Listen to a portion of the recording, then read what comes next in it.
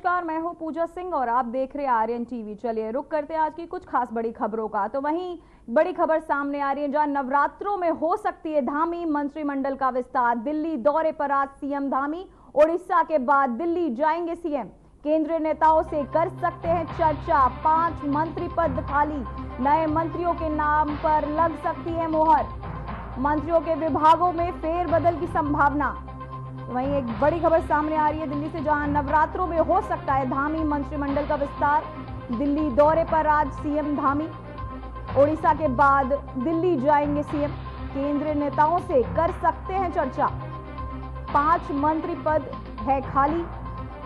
तो वहीं आपको बताते चले आज दिल्ली दौरे पर सीएम धामी, नवरात्रों में हो सकता है धामी मंत्रिमंडल का विस्तार। ओडिशा के बाद दिल्ली जाएंगे सीएम। हमारे साथ इसी खबर पर तमाम जानकारी के साथ जुड़ गए हर्ष। नवरात्रों में ये जो मंत्रिमंडल का फेरबदल हो रहा है, इससे क्या समझे हम?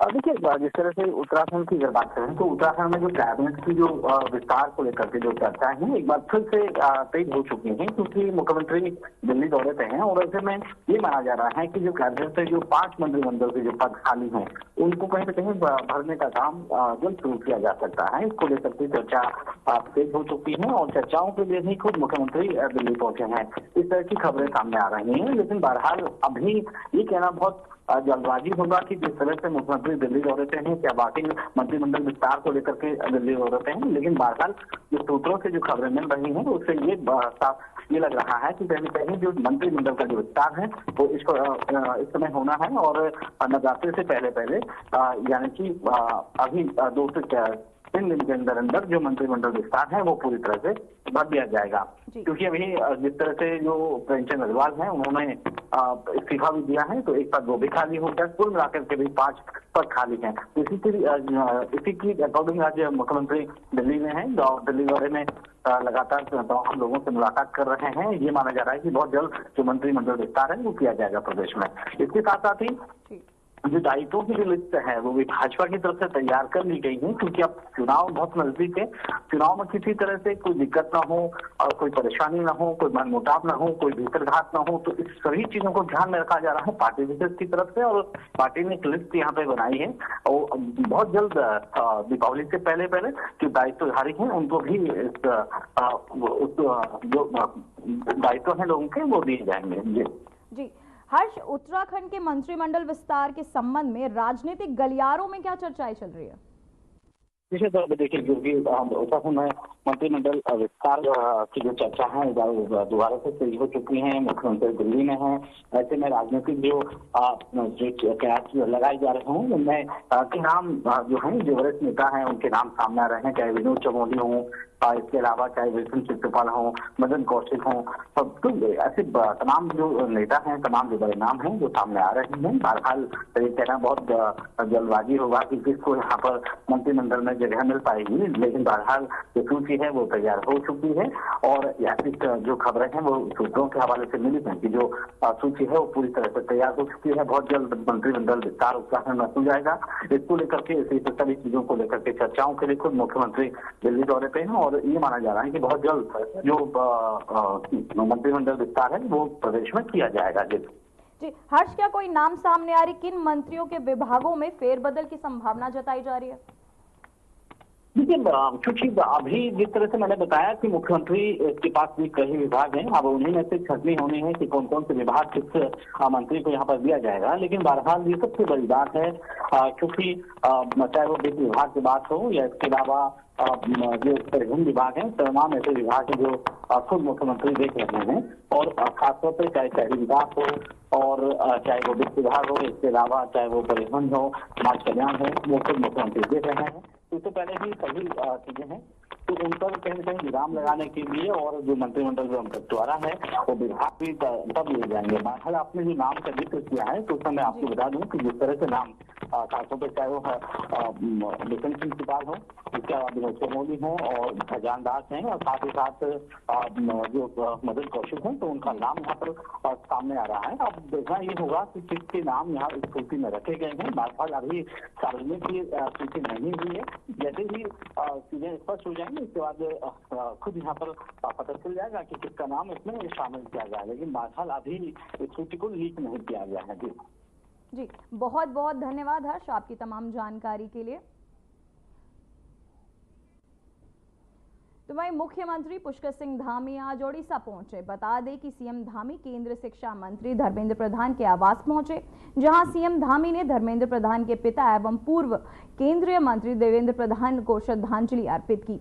सीएम धामी का सोशल मीडिया पर पोस्ट सामने आया है, जिसमें पोस्ट में लिखा है कि केंद्रीय मंत्री धर्मेंद्र प्रधान के पूज्य पिताजी एवं पूर्व केंद्रीय मंत्री डॉक्टर धर्मेंद्र प्रधान जी के निधन पर आज ओडिशा स्थित उनके आवास पहुंचकर शोक संवेदनाएं व्यक्त की।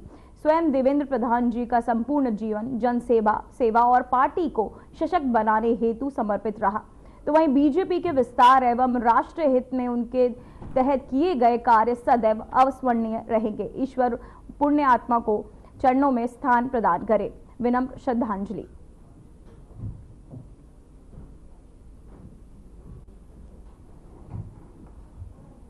तो वहीं आपको बताते चले, देवेंद्र प्रधान को उन्होंने दी श्रद्धांजलि। देवेंद्र प्रधान के आवास पहुंचे सीएम धामी, वहां पहुंच उन्होंने उन्हें श्रद्धांजलि दी। तो वहीं मध्य प्रदेश के मुख्यमंत्री मोहन यादव आज 25 मार्च को अपना 60वां जन्मदिन सेलिब्रेट कर रहे हैं। इस खास मौके पर आपको बताते चले कि आज उनका 25 मार्च को 60वां जन्मदिन वो सेलिब्रेट कर रहे हैं। इस खास मौके पर आपको बताते चले कई मंत्रियों ने बधाई दी और वहीं मुख्यमंत्री पुष्कर सिंह धामी सीएम मोहन यादव के जन्मदिन पर उन्होंने बधाई दी। सोशल मीडिया एक्स पर पोस्ट किया कि मध्य प्रदेश के माननीय मुख्यमंत्री मोहन यादव को जन्मदिन की हार्दिक बधाई एवं शुभकामनाएं। प्रभु बद्री विशाल से आपके सुगध और आरोग्य मंगलमय जीवन की कामना करता हूं, ऐसा उन्होंने अपने एक्स हैंडल पर पोस्ट किया।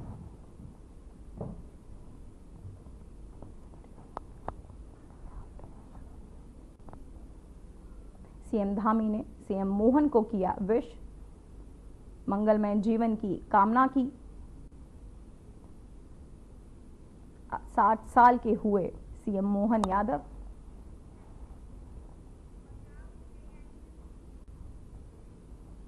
तो वहीं मुख्यमंत्री पुष्कर सिंह धामी ने रुद्रपुर में लगभग 40 करोड़ रुपए की विभिन्न विकास योजनाओं का शिलान्यास और लोकार्पण किया।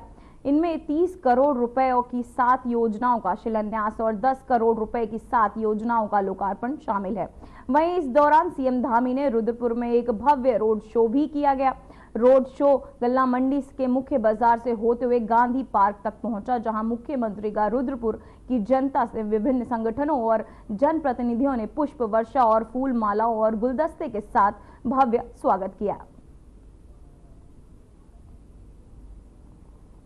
40 करोड़ की योजनाओं का किया गया शिलान्यास। सीएम धामी ने दी करोड़ों की सौगात।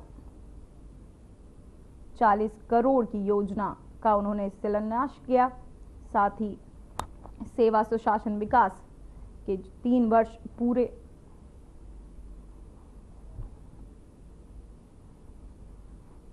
सीएम धामी ने दी करोड़ों की सौगात। लोगों ने उनका स्वागत किया। पुष्प और गुलदस्ते भेंट कर सीएम धामी का स्वागत किया गया।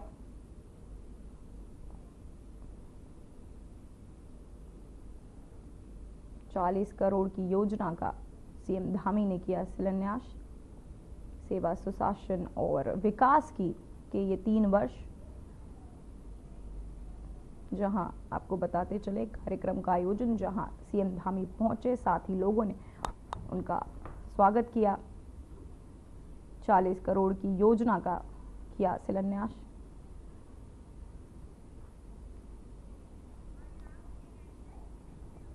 तो वहीं उत्तराखंड प्रदेश कांग्रेस कमेटी के उपाध्यक्ष श्रीकांत धस्माना को कांग्रेस पार्टी के उपाध्यक्ष प्रशासन एवं संगठन की अहम जिम्मेदारी सौंपी गई। धस्माना ने अपना दायित्व संभालते हुए कहा कि कांग्रेस पार्टी अब अपने आप को जीवंत और सशक्त बनाने के लिए नए सिरे से काम करेगी। उन्होंने ये भी कहा कि पार्टी का उद्देश्य अब देश भर में कांग्रेस को मजबूत करना है और इसके लिए हम सभी नेताओं का मार्गदर्शन प्राप्त करेंगे। धस्माना ने बूथ स्तर से लेकर वार्ड, ग्राम, ब्लॉक, शहर, जिला और सभी बीएलओ स्तर तक पार्टी को सशक्त बनाने के लिए निरंतर प्रयास की बात कही।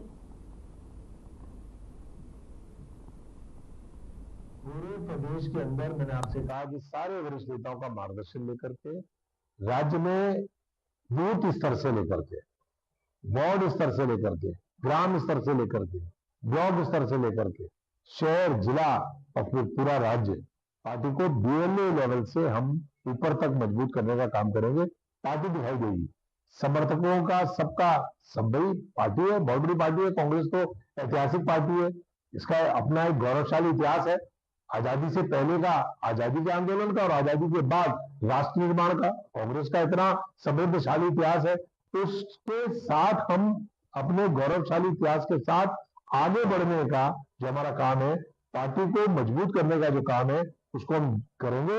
और देखिए, इतने सारे नेता हैं, बड़े बड़े नेता हैं, सबके अपने अपने कद है, अपने अपने समर्थक है।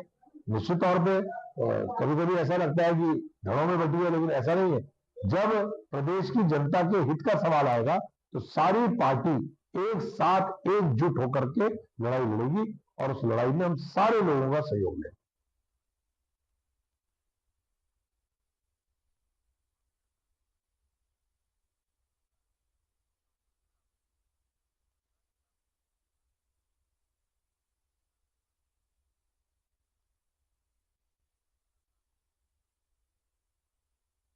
जिम्मेदारी उपाध्यक्ष श्रीकांत धस्माना को ये जिम्मेदारी दी गई कांग्रेस पार्टी को मजबूत बनाने के लिए, जहां प्रशासन एवं संगठन की वो संभालेंगे जिम्मेदारी।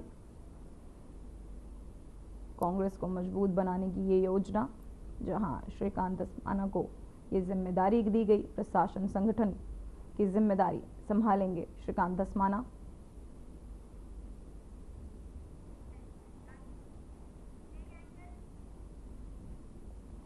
तो वहीं धामी सरकार के 3 साल पूरे होने पर युवा कांग्रेस नेता हेमवती नंदन दुर्गापाल ने प्रदेश सरकार पर तीखा हमला बोला है। उन्होंने धामी सरकार को अब तक की सबसे विफल सरकार बताते हुए कहा कि इस सरकार के कार्यकाल में भ्रष्टाचार, महंगाई और बेरोजगारी में इजाफा हुआ है।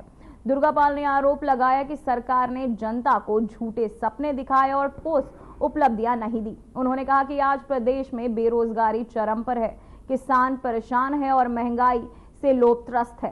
3 साल के सरकार ने केवल दिखावटी घोषणाएं की हैं। इसके अलावा उन्होंने सरकार के भू कानून को भी निशाने पर लिया।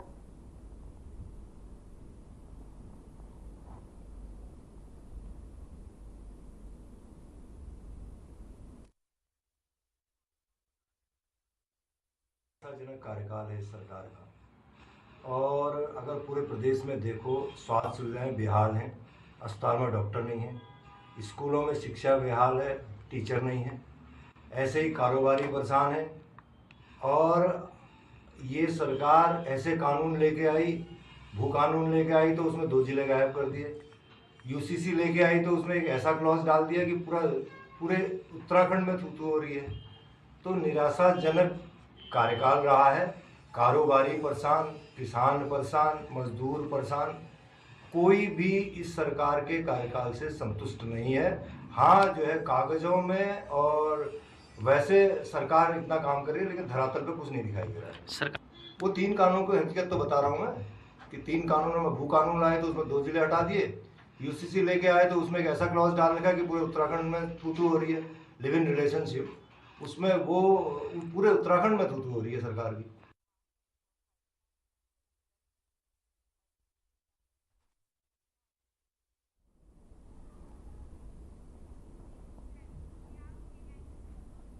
तो वहीं कोटद्वार के सुखरो नदी में खनन पट्टे के नाम पर अवैध खनन की गतिविधियां जारी हैं, जिसे अब जिलाधिकारी पौड़ी ने गंभीरता से लिया है। खबरों के अनुसार सुखरो नदी में सूर्योदय से पहले ही खनन पट्टा धारक अवैध खनन करवा रहे हैं, जिसका एक वीडियो सोशल मीडिया पर वायरल हो रहा है। तो वहीं डीएम पौड़ी ने इस मामले में सख्त कार्रवाई की आवश्यकता को देखते हुए पूरे मामले की जांच के आदेश दिए हैं। साथ ही संबंधित पट्टा धारक के खिलाफ कड़ी कार्यवाही की भी दिशा निर्देश जारी किए हैं। ये कदम स्थानीय प्रशासन के तहत अवैध खनन की रोकथाम के लिए उठाया गया है, जिससे नदी और पर्यावरण की सुरक्षा सुनिश्चित की जा सके। तो वहीं ये कार्रवाई न केवल खनन के नियमों का उल्लंघन करने वालों के खिलाफ सख्ती का संदेश देती है, बल्कि पर्यावरणीय नुकसान को रोकने के लिए प्रशासन के समर्पण को भी दर्शाती है।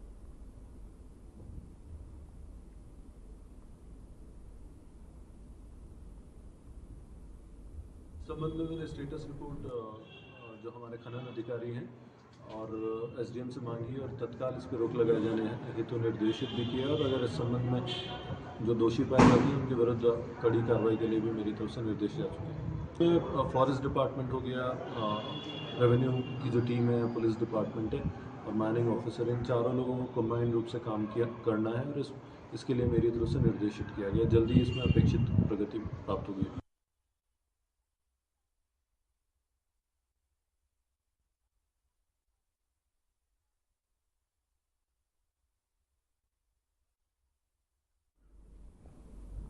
तो वहीं देहरादून नगर निगम ने शहर के सभी चौक चौराहों और गलियारों में सीसीटीवी कैमरे लगाने का निर्णय लिया है।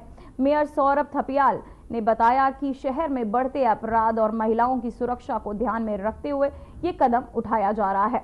उन्होंने अधिकारियों को निर्देश किया है कि जल्द से जल्द इस योजना को लागू किया जाए ताकि तीसरी आंख की मदद से सुरक्षा को मजबूत किया जा सके। तो वहीं इस पहल से शहर में अपराध पर नियंत्रण करने और नागरिकों को सुरक्षा में वृद्धि होने की उम्मीद जताई जा रही है।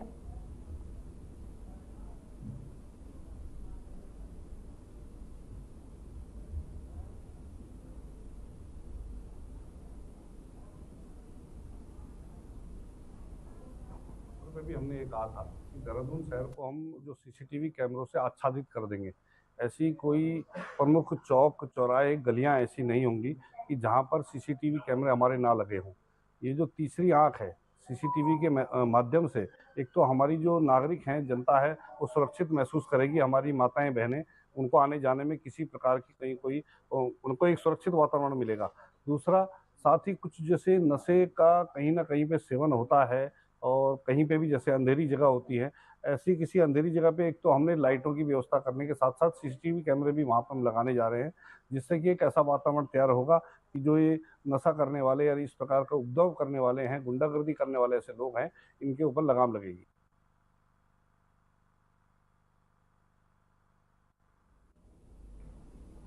तो वहीं उत्तराखंड में इस साल गर्मियों में बिजली की कटौती का सामना नहीं करना पड़ेगा। पिछले साल ऊर्जा निगम ने 62 मिलियन यूनिट तक बिजली की रिकॉर्ड मांग के कारण समस्याओं का सामना करना पड़ा था। इस बार ऊर्जा उत्पादन बढ़ाने के लिए रुकी हुई जल विद्युत परियोजनाओं को चालू किया जा रहा है और लंबित परियोजनाओं की कोर्ट में मजबूत पैरवी भी की जा रही है। विभाग बिजली उत्पादन बढ़ाने पर विशेष ध्यान दे रहा है, जिससे प्रदेशवासियों को निर्बाध बिजली मिल सके।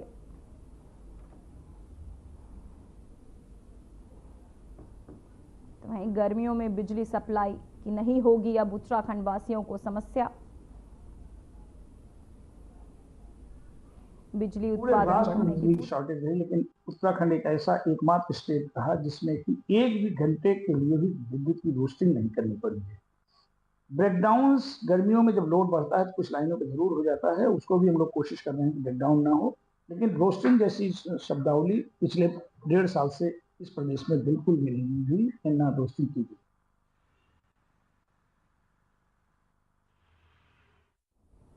गर्मियों में बिजली की अब नहीं होगी उत्तराखंड वासियों को समस्या। बिजली उत्पादन बढ़ाने की तैयारियां तेज, 62 मिलियन यूनिट तक पहुंची बिजली की मांग।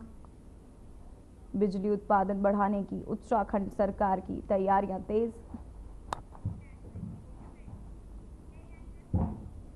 उत्तराखंड सरकार अवैध मदरसों पर सख्त कार्रवाई के बाद अब उनकी फंडिंग की गहन जांच करने जा रही है, जिसकी रिपोर्ट अधिकारी सीधे मुख्यमंत्री कार्यालय को सौंपेंगे। बीते 1 माह से प्रदेश में अवैध मदरसों के खिलाफ व्यापक स्तर पर कार्यवाही की जा रही है। ये रिपोर्ट देखिए। अब तक पूरे प्रदेश में 136 मदरसों को कागजात पूरे न होने पर सील किया जा चुका है, जबकि रिपोर्ट के अनुसार पूरे प्रदेश में 500 से अधिक अवैध मदरसे संचालित हो रहे हैं। ऐसे में बड़ा सवाल ये है कि इन मदरसों को संचालित करने और कर्मियों के वेतन देने के लिए पैसा कहां से आ रहा है? क्या इसके पीछे धर्म की आड़ में कोई सुनियोजित साजिश है? जांच के बाद ये साफ हो सकता है कि देवभूमि में संचालित हो रहे इन मदरसों को कहीं दूसरे देशों से फंडिंग तो नहीं हो रही। राज्य के मुख्यमंत्री पुष्कर सिंह धामी का ये कहना है कि अवैध अतिक्रमण, अवैध मजारों के खिलाफ अभियान उनका जारी रहने वाला है। वहीं भाजपा के प्रदेश मीडिया प्रभारी मनवीर सिंह चौहान का ये दावा है कि शिक्षा के नाम पर बच्चों को कट्टरपंथी क्यों बनाया जा रहा है, विदेशी फंडिंग क्यों की जा रही है। ऐसे में सरकार जांच के खिलाफ सख्त कार्रवाई कराने का मन बना चुकी है। मैंने कहा कि अवैध अतिक्रमण, अवैध मजारें, अवैध जो भी हैं, जो इलीगल है, सबको लीगल रूप में लाया जाएगा। और जब तक ये अतिक्रमण पूरी तरह से इंक्रोचमेंट नहीं हटाया जाएगा, नहीं हटेगा, तब तक ये अभियान जारी रहेगा। और ये काम केवल शुरू करने के लिए नहीं है, ये काम बिल्कुल पूरी तरह से साफ सफाई करने के लिए। कोई भी शिक्षा का केंद्र अगर संचालित किया जा रहा है तो उस पे उसका उद्देश्य जो हमारा प्रदेश और देश का भविष्य है उसको गुणवत्तापूर्ण शिक्षा देने का होना चाहिए। लेकिन जिस प्रकार से कई शिकायतें आई हैं कि उनको विदेशी फंडिंग की जा रही है, उनको कट्टरपंथी शिक्षा देने के लिए विदेशों से फंड दिया जा रहा है, तो निश्चित रूप से इसकी जांच होनी चाहिए और ऐसे लोगों के खिलाफ सख्त से सख्त कार्रवाई भी होनी चाहिए। आपको बता दें कि राज्य में करीब 450 पंजीकृत मदरसे हैं जो शासन को अपने दस्तावेज, बैंक खाते और आय व्यय का पूरा ब्यौरा देते हैं। लेकिन दूसरी तरफ 500 से ज्यादा मदरसे ऐसे हैं जो बिना किसी मान्यता के ही संचालित हो रहे हैं। इन मदरसों में पढ़ने वाले बच्चों का सत्यापन और आर्थिक स्रोतों की जांच के लिए शासन ने जिला प्रशासन को सख्त निर्देश जारी किए हैं। वहीं देहरादून जिला प्रशासन की टीम ने सहसपुर के एक बड़े मदरसे को अवैध निर्माण मामले में नोटिस के बाद सील कर दिया है। उक्त मदरसे ने बिना प्राधिकरण की अनुमति के एक मंजिल का अवैध निर्माण भी बनाया था। पिछले हफ्ते इसकी शिकायत प्राप्त हुई थी कि एक द्वितीय तल का निर्माण किया गया है जिसका नक्शा पास नहीं है। उसी क्रम में लास्ट वीक हमारी टीम यहाँ पर आई थी और पूछताछ में पाया गया कि नक्शा स्वीकृत नहीं है। तो फिर उपजिलाधिकारी महोदय ने सुनवाई करके इसमें सीलिंग के आदेश किए थे, जिसके अनुपालन में ही यहाँ सीलिंग की कार्रवाई की गई। पूर्व में भी चालान था यहाँ का, तो उसी क्रम में बस आज सीलिंग की प्रक्रिया। हाल ही में भी आपने देखा होगा कि बहुत सारी अवैध प्लॉटिंग प्राधिकरण में अध्यक्ष महोदय, हमारे सचिव महोदय के निर्देशों के अनुपालन में हमने लगातार कार्रवाई करी है। काफी बीघा प्लॉटिंग हमने ध्वस्त करी है और जो भी अवैध निर्माण की शिकायत या जो भी अवैध निर्माण पाया जाएगा उसके खिलाफ विरुद्ध जो है सुसंगत धाराओं के क्रम में कार्रवाई की जाएगी। इधर उत्तराखंड वक्फ बोर्ड अध्यक्ष शादाब शम्स कहते हैं कि वक्फ बोर्ड की पहली बोर्ड बैठक ऑनलाइन माध्यम से हुई। बैठक में वक्फ बोर्ड की सभी संपत्तियों का ब्यौरा ऑनलाइन किए जाने का फैसला हुआ है और वक्फ बोर्ड भी अपने आप को ई बोर्ड बनाने जा रहा है। उस ई बोर्ड के माध्यम से हमारी तमाम संपत्तियां का ब्यौरा अब ऑनलाइन लोग देख पाएंगे। हमने जो हमारे काम है उसके लिए हमने प्रस्ताव पारित कर दिया है कि सबको हम ऑन इंटरनेट, ऑन वेबसाइट सारी संपत्तियों का ब्यौरा हम कलेक्ट करके दे रहे हैं। www.wamsi.com के ऊपर हमारी काफ़ी संपत्तियों का ब्यौरा आ चुका है और बाकी जो बचा हुआ है सारा ब्यौरा संपत्तियों पे होगा। किस प्रॉपर्टी का किस तरह से यूज़ किया जा रहा है, कौन कहाँ का कौन मैनेजमेंट कमेटी है, सब कुछ अब ऑनलाइन होने जा रहा है। कुल मिलाकर जहां धामी सरकार का अवैध मदरसों पर एक्शन जारी है तो वहीं दूसरी तरफ उत्तराखंड में वक्फ बोर्ड की संपत्तियों की जाँच कराने की भी तैयारियां चल रही हैं। Bureau report, RNTV।